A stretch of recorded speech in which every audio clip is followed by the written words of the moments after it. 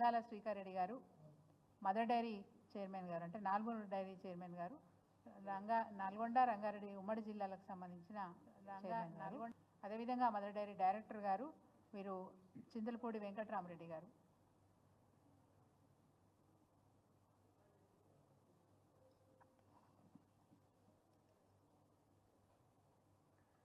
నిన్న మా ఆలేరు నియోజకవర్గంలో ఆలేరు మార్కెట్ కమిటీ ప్రమాణ స్వీకారానికి గౌరవనీయులు మంత్రి గారు కోమటిరెడ్డి వెంకటరెడ్డి గారు హాజరవ్వడమే కాకుండా ఆయనకు నోటికి వచ్చిన వ్యాఖ్యానాలు చేసిపోయినారు. కేసీఆర్ గారి గురించి, కేటీఆర్ గారి గురించి, హరీష్ రావు గారి గురించి, కవిత గారి గురించి మాట్లాడారు. ఆ సందర్భాన్ని బట్టే ఈరోజు నేను మీ ముందుకు వచ్చాను. కోమటిరెడ్డి వెంకటరెడ్డి గారు పెద్ద పెద్ద కలలు కంటున్నారు.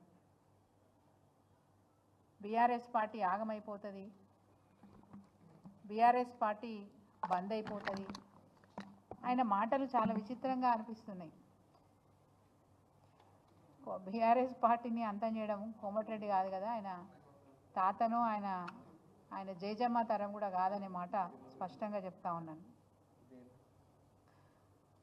వారు బీఆర్ఎస్ పార్టీ గురించి కాదు, ముందు వారి కుటుంబ విషయాల్లో ఉన్న వివాదాలను తెలుసుకోమని చెప్పి నేను వారికి సలహా ఇస్తూ ఉన్నాను. ముందు వాటి మీద దృష్టి పెట్టండి, వాటిని పరిష్కరించుకోండి. ముఖ్యంగా వారి పార్టీ కుటుంబ సభ్యుల మధ్యలో ఉన్న విభేదాలని కూడా పరిష్కరించుకోమని చెప్తా ఉన్నాను.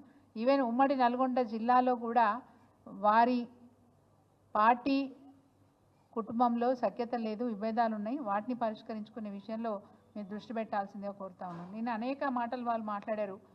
ప్రభాకర్ రావు గారు అమెరికా పోతే రావద్దు, నువ్వు ఇక్కడే ఉండని చెప్పి ముందుగా హరీష్ రావు పోయి చెప్పొచ్చినారు, తర్వాత కేటీఆర్ గారు పోయి చెప్పొచ్చినారు అనే మాట నిన్న వారు మాట్లాడారు. ఆ తర్వాత రేవంత్ రెడ్డి గారు పోయినారు కదా, మరి ఏమని బతిలాడొచ్చినారు? ఆ తర్వాత ముఖ్యమంత్రి గారు రేవంత్ రెడ్డి గారు కూడా పోయి వచ్చినారు. వీరిద్దరు పోయి వచ్చిన తర్వాత మరి రేవంత్ రెడ్డి గారు ఏమని పోయి కలిసి వచ్చారు, ఏమని మాట్లాడొచ్చారు? అవి తెలిసినప్పుడు ఇవి తెలియదా కోమటిరెడ్డి వెంకటరెడ్డి గారు అని అడుగుతా ఉన్నాను.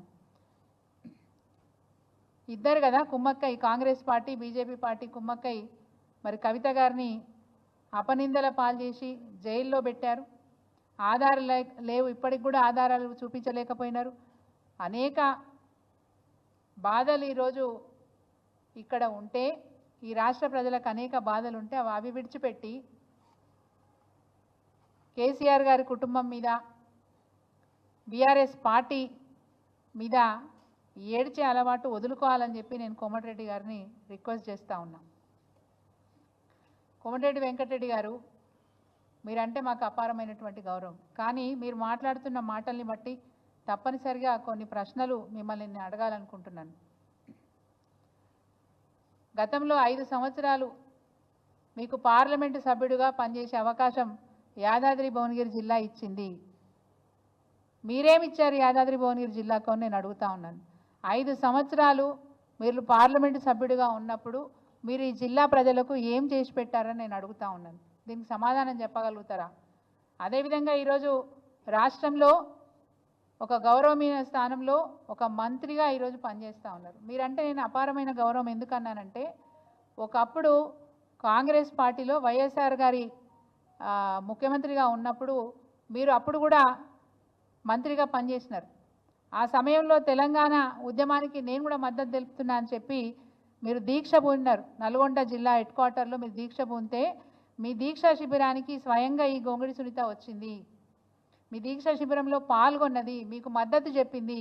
అప్పటి నుంచి మీరంటే నాకు చాలా గౌరవం. తెలంగాణ గురించి మాట్లాడిన ఏకైక మంత్రి అని చెప్పి నేను గౌరవించినాను. ఆ తర్వాత మునుగోడులో బై ఎలక్షన్స్ వచ్చినప్పుడు ఒక మహిళగా నేను మాట్లాడకూడదు ఆ మాట, కానీ మీరు చేసిన పని ఏందండి? ఒక పార్టీలో ఉండి ఆ ఎన్నికల్లో పాల్గొనకుండా, బై ఎలక్షన్స్లో పాల్గొనకుండా అమెరికాలో ఉండి ఎవరికి ఓటేయమని ఫోన్ చేసి చెప్పారు? ఏ పార్టీ అభ్యర్థికి ఓటేయమని చెప్పారండి? ఇది ఎంతవరకు ఇది సబబు? నీ తమ్ముడు రాజగోపాల్ రెడ్డి గారు ఆ రోజు మునుగోడులో బై ఎలక్షన్స్లో బీజేపీ పార్టీ నుంచి పోటీ చేస్తే తమ్ముడిని గెలిపించమని అమెరికా నుంచి ఫోన్ చేసిన చరిత్ర మీది. ఈరోజు కేసీఆర్ గారి గురించి మాట్లాడే, కేటీఆర్ గురించి హరీష్ రావు గారి గురించి మాట్లాడే అర్హత మీకు లేదనే మాట చెప్తా ఉన్నా. ఈ ఒక్క ఉదాహరణ చాలు మీకు అర్హత లేదు అని చెప్పడానికి. ఇప్పటికి కూడా మేము వినమ్రంగా కొన్ని విషయాలు మిమ్మల్ని అడుగుతా ఉన్నాం. ఈరోజు మీరు మంత్రిగా ఉన్నారు, గతంలో 5 సంవత్సరాలు పార్లమెంట్ సభ్యుడిగా ఉన్నారు. మరి ఈ జిల్లాకు ఇప్పటి వరకు మీరు చేసింది ఏంది, ఏం చేయబోతున్నారు అనేది మా క్లారిటీ ఇవ్వాలా మా జిల్లా తరఫున నేను అడుగుతా ఉన్నాను. తపాష్పల్లి నీళ్ళు తీసుకొస్తా అని చెప్పారు కోమటిరెడ్డి వెంకటరెడ్డి గారు, ఏమైంది తపాష్పల్లి అని అడుగుతా ఉన్నాను. అది సాధ్యమా అసాధ్యమా తేల్చండి. సాధ్యమైతే ఎప్పటి లోపల చేస్తారో మాకు క్లారిటీ ఇవ్వాలని చెప్పి కోరుతా ఉన్నాను. గంధమల్ల అని చెప్తారు, అసలు గంధమల్ల గురించి ఏ మాత్రమన్నా సబ్జెక్ట్ అవగాహన ఉందా అని అడుగుతా ఉన్నాను. ఇప్పటికి కూడా 1.5 TMC అని చెప్తారు. అది ఈరోజు గంధమల్ల రిజర్వాయర్ గురించి క్లారిటీ ఏమైనా కావాలంటే నా దగ్గర సబ్జెక్ట్ ఉంది, ఇవ్వడానికి నేను సిద్ధంగా ఉన్నాను. ఎందుకంటే ఆ ప్రాంత ప్రజలకు సాగునీరు అందించాలనే సంకల్పం మేమే చేసుకున్నాం. కానీ మాకున్న అనేక కారణాల వల్ల దాన్ని పూర్తి చేయలేకపోయినాం. మీ ద్వారా పూర్తయితే సంతోషిస్తాం. దానికి సంబంధించిన పూర్తి సబ్జెక్ట్ నా దగ్గర ఉంది, ఇవ్వమంటే ఇప్పుడు కూడా ఇవ్వడానికి నేను సిద్ధంగా ఉన్నాను. గంధమల్ల ఒకప్పుడు 9.86 TMCలది ప్రపోజ్ చేసినప్పటికీ దానిపైన ఎలక్ట్రిక్ ట్రాన్స్మిషన్ అంటే చాలా పెద్ద గ్రిడ్ లైన్ వెళ్తుంది, దానివల్ల కింద కట్ట నిర్మాణం చేయడం కుదరదు అన్నప్పుడు దాని కెపాసిటీని తగ్గించి 4.28 TMCలకు కుదించినాం. ఆ తర్వాత కూడా భూసేకరణ విషయంలో చాలా ఇబ్బందులు వచ్చినాయి.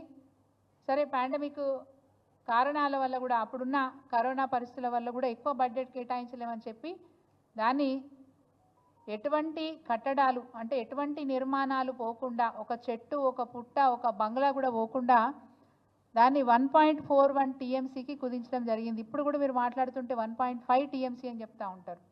1.41 TMCకి కుదించి 575 కోట్ల రూపాయలు దీనికి మంజూరు చేయవలసిందిగా అప్పుడు మేము ప్రభుత్వానికి ప్రతిపాదనలు పంపించినాం.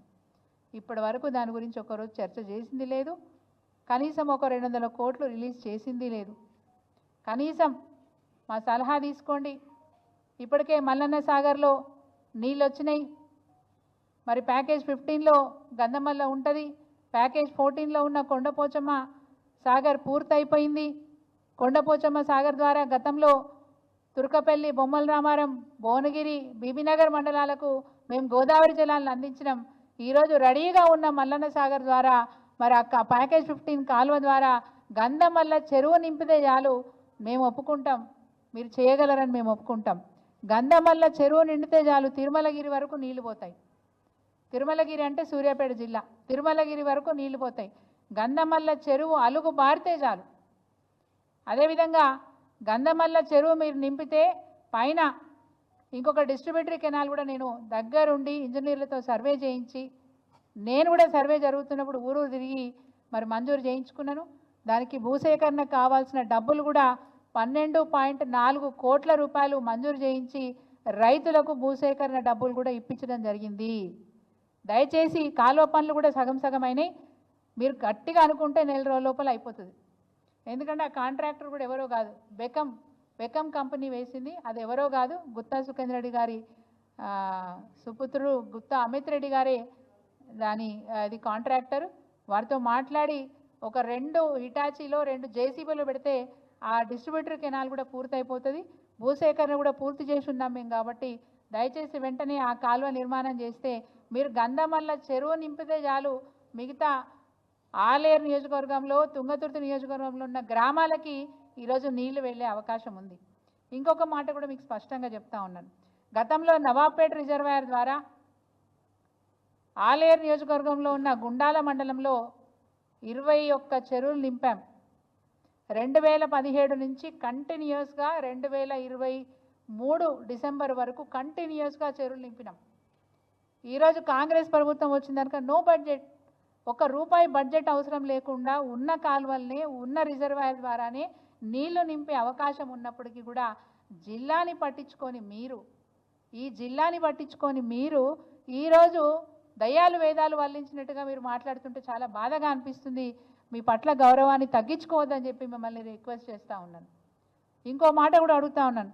ఈ జిల్లా బాధ్యులుగా ఒక మంత్రిగా, మాజీ పార్లమెంటు సభ్యుడిగా, భువనగిరి పార్లమెంటు సభ్యుడిగా మాకు ఐఏహెచ్టీ మంజూరైంది కదా, పోచంపల్లిలో ఐఏహెచ్టీని ఏర్పాటు చేయాలని చెప్పి కేంద్ర ప్రభుత్వం అప్పుడు హ్యాండ్లూమ్స్ అండ్ టెక్స్టైల్స్ మంత్రిగా గౌరవనీయులు కేటీఆర్ గారు అనేక రకాలుగా కేంద్ర ప్రభుత్వంతో పర్సూ చేసి అనేక రకాలుగా ప్రయత్నం చేసి ఆఖరికి ఐఏహెచ్టీని మంజూరు చేసుకున్నాం, Indian institute of handlooms technology.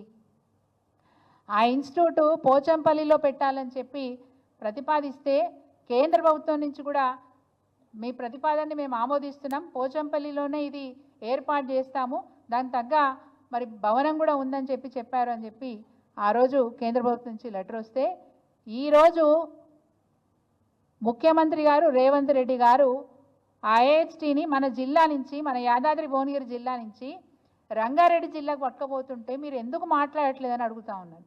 మీకు బాధ్యత లేదా అని అడుగుతా ఉన్నాను. ఎందుకు ఐఏహెచ్టీ, ఈవెన్ ఇన్స్టిట్యూట్ కావాల్సిన బిల్డింగ్ కూడా సిద్ధంగా ఉంది, బిల్డింగ్ సిద్ధంగా ఉందనే అప్పటి మంత్రి గారు గౌరవనీయులు కేటీఆర్ గారు ప్రతిపాదన పంపినారు. హ్యాండ్లూమ్ పార్క్ అని పోచంపల్లిలో బిల్డింగ్ రెడీగా ఉంది. అది టెండర్ పడితే కూడా ఒక సొసైటీకి సంబంధించిన బిల్డింగ్ అది వేలం పెడితే కూడా స్వయంగా కేటీఆర్ గారు శ్రద్ధ పెట్టి ఆ వేలంలో కొనుగోలు చేసినాం, ప్రభుత్వం తరఫున కొనుగోలు చేసినాం, అది సిద్ధంగా ఉంది. అది సిద్ధంగా ఉందనే ప్రతిపాదన కేంద్ర ప్రభుత్వానికి పంపిస్తే కేంద్ర ప్రభుత్వం దాన్ని ఆమోదించింది. మరి ఆమోదించిన ఐఏహెచ్టీని ఈరోజు అందుబాటులో ఉన్న భవనాన్ని వదిలిపెట్టి అందుబాటులో లేని చోట, భవనం అందుబాటులో లేని చోట దాన్ని ప్రపోజ్ చేసి ఇనాగరేషన్ చేస్తుంటే మీరు ఎందుకు కళ్ళు మూసుకొని కూర్చున్నారు, మీరు ఎందుకు నోరు మూసుకొని కూర్చున్నారు అని నేను అడుగుతా ఉన్నాను. మీ నోరు తెరవండి, మీ మాట వినిపించండి, మన ముఖ్యమంత్రి గారు రేవంత్ రెడ్డి గారికి మాట్లాడండి. మా జిల్లాకు వచ్చింది వేరే జిల్లాకు ఎట్లా పట్టుకపోతున్నాం అని అడగండి. ఎందుకు అడగారు, మీకు బాధ్యత లేదా అని అడుగుతా ఉన్నాను నేను. ఈరోజు యాదాద్రి భువనగిరి జిల్లాలో 3 ఉపాధి అవకాశాలు, 1 వ్యవసాయం, 2 పాడి పరిశ్రమ, 3 చేనేత రంగం. ఈ 3 రంగాలలో ఈ జిల్లా బతుకుదెరు నిడుస్తూ ఉంది. మరి జిల్లాకు అన్యాయం జరుగుతుంటే, 1 రైతులకు అన్యాయం జరుగుతూ ఉంది, 2వది మరి స్వర్గీయులు బొందుగుల నరసింహారెడ్డి గారు నార్మల్ డైరీ చైర్మన్గా ఉన్నప్పుడు వారి దయ వలన ఇక్కడ కరువు కాటకాలు వస్తే, ఈ జిల్లాలో కరువు కాటకాలు వస్తే వ్యవసాయానికి ప్రత్యామ్నాయం చూపించినారు, పాడి పరిశ్రమను పరిచయం చేసినారు.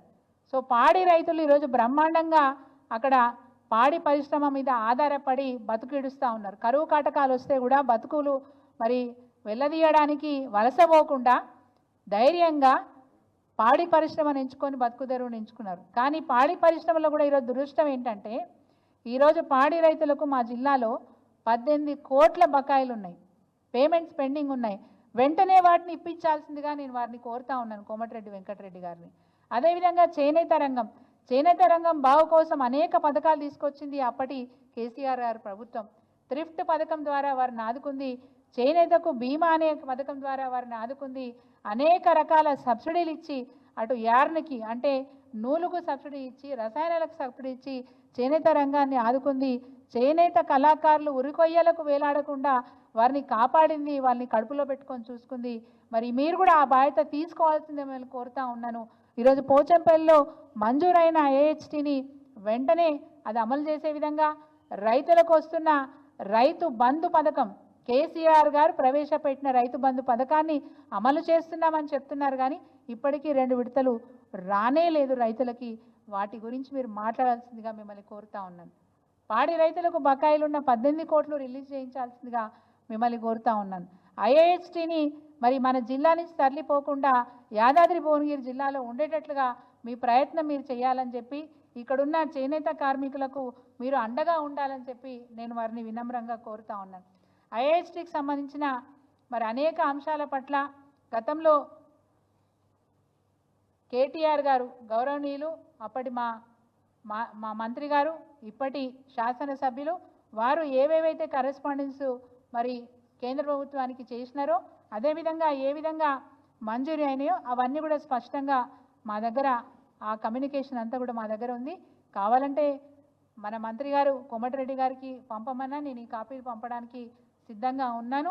మరి ఆ విధంగా మంజూరు చేయించుకొచ్చిన ఐఏహెచ్టీని జిల్లా నుంచి వెళ్లకుండా మీరు ప్రయత్నం చేయాలని చెప్పి వారి వినమ్రంగా కోరుతా ఉన్నాను. రెండో విషయం, మెడికల్ కాలేజ్, యాదాద్రికి మెడికల్ కాలేజ్ మంజూరైంది. అప్పటి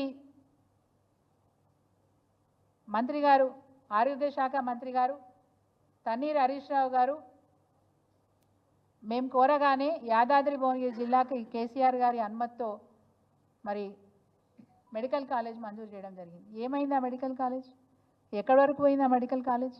ఆ రోజు ఈ రాష్ట్ర ప్రభుత్వం ఇచ్చిన మెడికల్ కాలేజ్లో నూతనంగా 8 మెడికల్ కాలేజీలు కొత్తవి మేము మంజూరు చేస్తున్నామని చెప్పి 16 సెప్టెంబర్ 2023లో జీవో నంబర్ 162 ద్వారా మంజూరు చేస్తూ అడ్మినిస్ట్రేటివ్ శాంక్షన్ ఫండ్స్ కూడా ఇచ్చారు.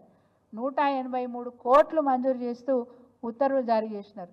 మరి ఇది ఏమైందని అడుగుతా ఉన్నాను. 183 కోట్లు అడ్మినిస్ట్రేటివ్ శాంక్షన్ ఇస్తూ మరి మంజూరు చేసినారు కదా, ఇది ఏమైంది? ఒక్కసారి దీనికి ఫౌండేషన్ వేసి ఆ పనులు మొదలు పెట్టాల్సిందే కోరుతా ఉన్నాను. అప్పటి మా ఆలోచన మీకు నచ్చుతుందో నచ్చదో మాకు తెలియదు, కానీ అప్పటి మా ఆలోచన, అప్పుడు ముఖ్యమంత్రి గారిని మేము ఒప్పించిన విషయం కూడా ఏంటంటే, తిరుపతిలో ఎట్లయితే మెడికల్ కాలేజ్కి ఎస్విఎస్ యూనివర్సిటీ అనేది విశ్వవిద్యాలయాన్ని అక్కడ ఏర్పాటు చేసినారో, భవిష్యత్తులో తెలంగాణ ప్రాంతంలో ఉన్న ప్రసిద్ధ పుణ్యక్షేత్రమైనటువంటి యాదాద్రి దగ్గర ఎట్లయితే మెడికల్ కాలేజ్ ఇప్పుడు పెట్టుకుంటున్నామో, భవిష్యత్తులో దీన్ని ఎస్ఎల్ఎన్ఎస్ యూనివర్సిటీగా మారుద్దామనే ఒక గొప్ప ఆలోచనతోని అక్కడ మెడికల్ కాలేజ్ని మంజూరు చేసినారనే విషయం చెప్తా ఉన్నాను. దయచేసి యాదాద్రిలో మంజూరైన మెడికల్ కళాశాలను అక్కడే నిర్వహించే విధంగా మీరు చర్యలు చేపట్టాలని చెప్పి కోరుతా ఉన్నాను. కుంటి సాకులు ఏం చెప్తా ఉన్నారంటే, అక్కడ భవన సదుపాయం ఇప్పుడు లేదు కాబట్టి ఇప్పుడు చేయలేకపోతున్నామని చెప్తాం. ఎక్కడో పగిడిపల్లిలో కిరాయికి ఒక భవనాన్ని తీసుకొని అక్కడ పెడతామని చెప్తా ఉన్నారు. దాంట్లో కూడా అనేక కొర్రీలు. గతంలో మేము 300 పడకల ఆసుపత్రి అని చెప్పి జీవోలో మెన్షన్ చేస్తూ 100 అడ్మిషన్లు, అంటే కొత్తగా ఇప్పుడు ఏవైతే రిక్రూట్మెంట్ అంటే కౌన్సిలింగ్ జరుగుతూ ఉందో అందులో అడ్మిషన్స్ 100 మంది విద్యార్థులకు అడ్మిషన్స్ వచ్చే విధంగా జీవో మేము తీసుకొస్తే, ఈరోజు దాన్ని మారిస్తే, ఇప్పటి ప్రభుత్వం మారిస్తే మీరు ఎందుకు మాట్లాడట్లేదని అడుగుతా ఉన్నాను. 300 పడకల ఆసుపత్రిని మేము ప్రతిపాదిస్తే మీరు 220 పడకల ఆసుపత్రిని మీరు ప్రతిపాదించినారు. 100 మంది విద్యార్థులకు అడ్మిషన్స్ అని చెప్పి అప్పటి ప్రభుత్వం మంజూరీ ఇస్తే, ఈరోజు కేవలం మీరు 50 మంది విద్యార్థులకు మాత్రమే అడ్మిషన్స్ అని చెప్పి మరి జీవో తీసుకొస్తే, ఈ జిల్లా గురించి మీకు ఏ పాటి శ్రద్ధ ఉందని చెప్పి గౌరవనీయులు కోమటిరెడ్డి వెంకటరెడ్డి గారిని నేను అడుగుతా ఉన్నాను. దయచేసి శ్రద్ధ పెట్టండి. నష్టం జరుగుతోంది మన జిల్లాకు. ఆ నష్టాన్ని ఎట్లా మీరు ఈరోజు రాష్ట్ర ప్రభుత్వంలో మీరు మంత్రిగా ఉన్నారు కాబట్టి ఖచ్చితంగా దీని గురించి అడగాల. మా ప్రజల పక్షాన అడగండి, మాకు న్యాయం చేయండి అని చెప్పి మిమ్మల్ని వేడుకుంటా ఉన్నాను. 300 పడకల ఆసుపత్రి 220గా మారింది. 100 మంది విద్యార్థులకు ఇక్కడ అడ్మిషన్స్ దొరికే అవకాశం ఉంటే 50కి కుదించినారు. దీని గురించి మీరు మాట్లాడాల్సిందిగా కోరుతా ఉన్నాను. అదేవిధంగా మరి అనేక విషయాలు, నవాపేట రిజర్వాయర్కి నీళ్లు రావట్లేదు, అశరావుపల్లి కెనాల్ పనులు జరగట్లేదు, గంధమల్ల చెరువుకు నీళ్లు రావట్లేదు, కొండపోచమ్మ ద్వారా మేము నీళ్ళు ఇస్తే ఈరోజు నీళ్ళ గురించి మీరు మాట్లాడరు, సాగు నీళ్ళ గురించి మాట్లాడరు. నిన్న మీరు మాట్లాడిన మాటల్లో మిషన్ భగీరథ ద్వారా 210 కోట్ల రూపాయలు మేము మంజూరు చేయించినామని చెప్పినారు. సార్, సబ్జెక్టు కొంత నేను కూడా మీకు చెప్పదలుచుకున్నాను. ఇది మీకు డీటెయిల్డ్గా ఉండొచ్చు కానీ చెప్పక తప్పదు. గతంలో యాదాద్రి భువనగిరి జిల్లాకు మిషన్ భగీరథ ద్వారా ఇంటింటికి నల్ల నీళ్ళు ఇచ్చే పథకం ఏదైతే, గోదావరి జలాలను ఇచ్చే పథకం ఏదైతే గౌరవ తొలి ముఖ్యమంత్రి కేసీఆర్ గారు ఆ పథకాన్ని చేపట్టిన రోజు ఒక మాట అన్నారు, ఇంటింటికి నేను నల్లా నీళ్ళు ఇవ్వలేకపోతే మళ్ళీ ఎలక్షన్లో నేను ఓటు అడిగా అనే మాట మాట్లాడారు కేసీఆర్ గారు.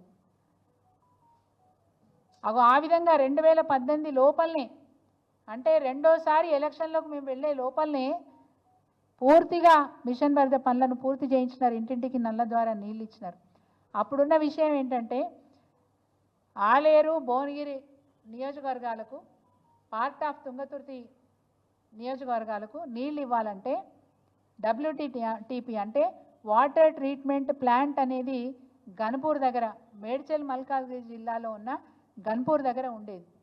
దాంట్లో HMWS అంటే హైదరాబాద్ మెట్రో వాటర్ వర్క్స్ కూడా ఇక్కడి నుంచే నీళ్లు సరఫరా అయ్యేవి. కాబట్టి ఇది చాలా కష్టంగా ఉంది సార్, మాకు సరిపడా నీళ్లు రావట్లేదని చెప్పినప్పుడు కేసీఆర్ గారు పెద్ద మనసు చేసుకొని యాదాద్రి భువనగిరి జిల్లాతో పాటు సిద్దిపేటకు కూడా మరి ప్రత్యేకమైనటువంటి WTP ఇంకొకటి చేపట్టాలని చెప్పి ఆలోచన చేసి మల్లన్న సాగర్ మీద ఉన్న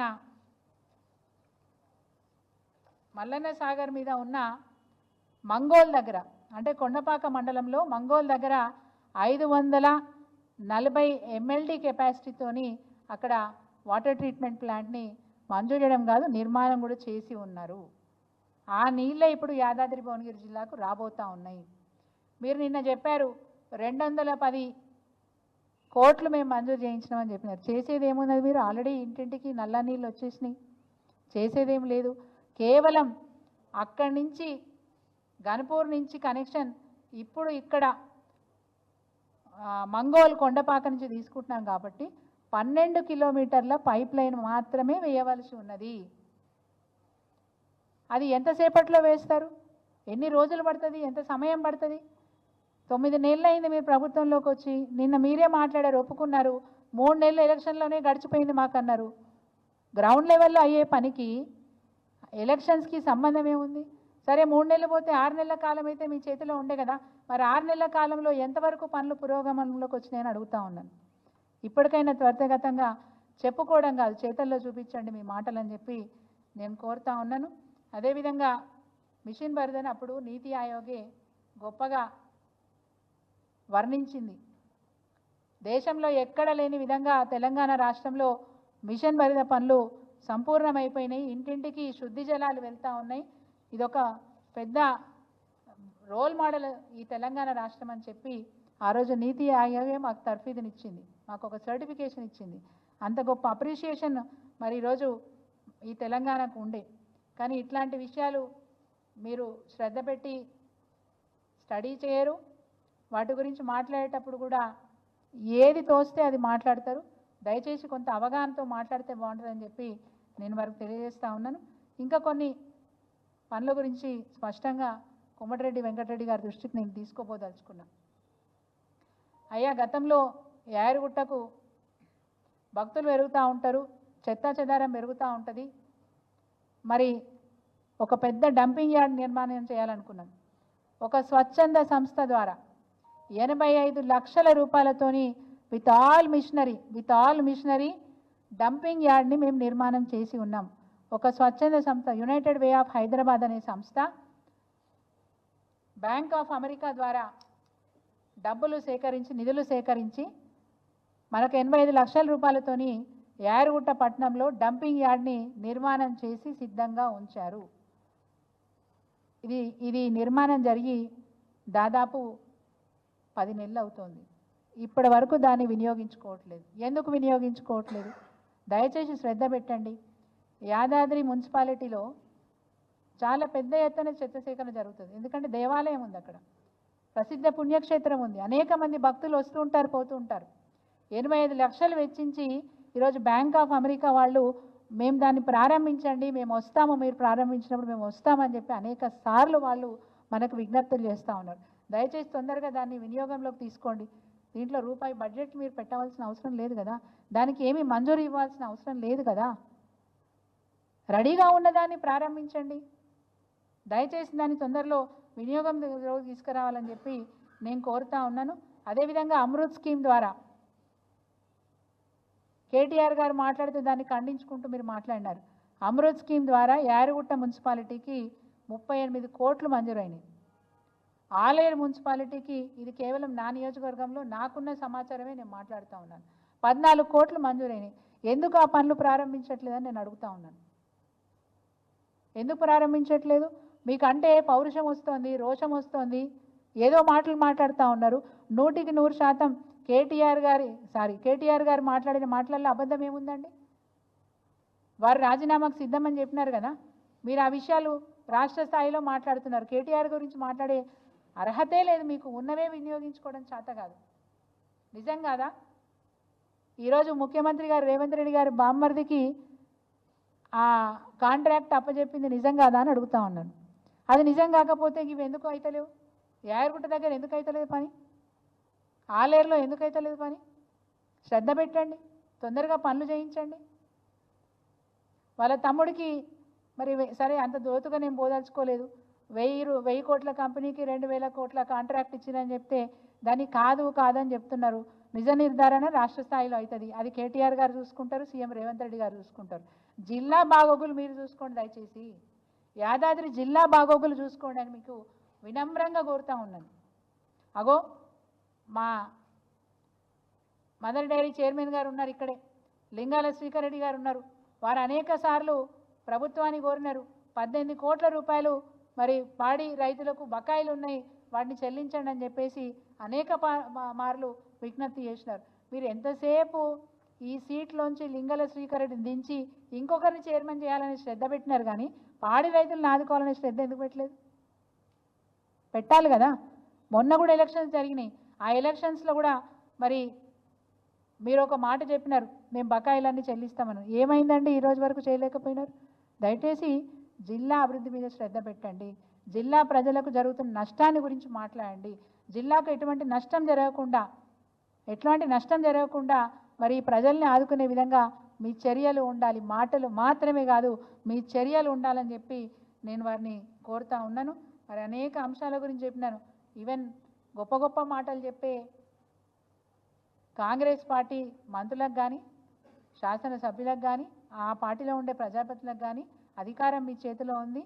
మరి ప్రభాకర్ రావుని అక్కడి నుంచి ఇక్కడ పిలుచుకోవాలంటే ఎంతసేపు కాదు, మీరే అధికారం చేతిలో ఉంది. వెంటనే ఎట్లా అంటే అట్లా తీసుకొని రావచ్చు. రెండోది, ప్రజలు అడుగుతున్న మాటలు అడుగుతా ఉన్నాను.